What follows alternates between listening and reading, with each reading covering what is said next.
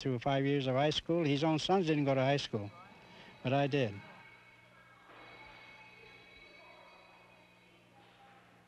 The Juvenile Inspection Branch continued its program until 1932. By this time, most of the boys had reached maturity and were gravitating to the cities. For a few Georgetown boys, lasting friendships were established with their farm families. But it was Mama Manoukian, now settled in Toronto, who provided many a boy brief refuge from loneliness. A few families were reunited. I am desirous of securing information re the possibility of a young Armenian lad getting across the border. He has an uncle in Philadelphia who is willing to educate him. As a farm laborer, he's getting nowhere. I am in receipt of your letter with regard to the proposition that a 16-year-old Armenian girl should be allowed to proceed to Canada to join her brother. We have a somewhat prolonged correspondence with the Reverend Kalajian of New York City on behalf of a refugee mother of 2 of our boys who has recently come to America.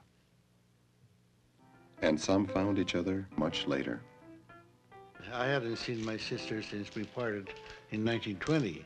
1920 to 1956, be 36 years. We spoke more with love, I guess, than we did with the actual language, because she couldn't speak English, I couldn't speak Armenian.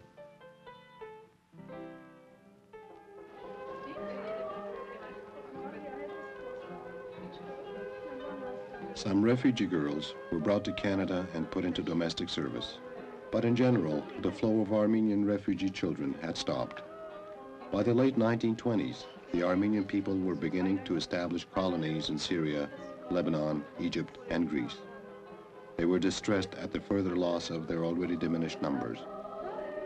Their language, their culture, and their identity were as vital to the survivors as life itself.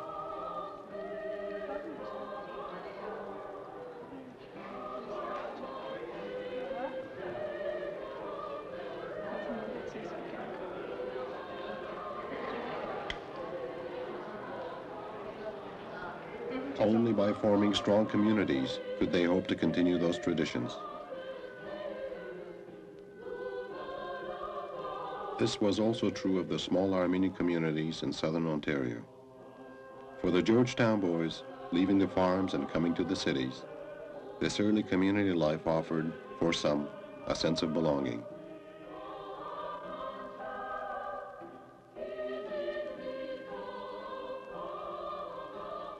It is caravan time here in this larger and vibrant community center, an annual event when Toronto's diverse communities open their doors to the public in a celebration of culture and heritage.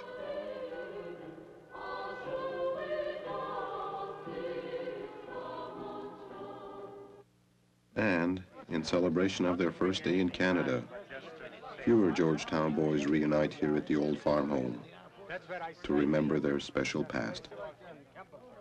Now I live in Boston. I came here for the reunion. I come here quite often for our reunion because we have a strong bond among ourselves, like one family.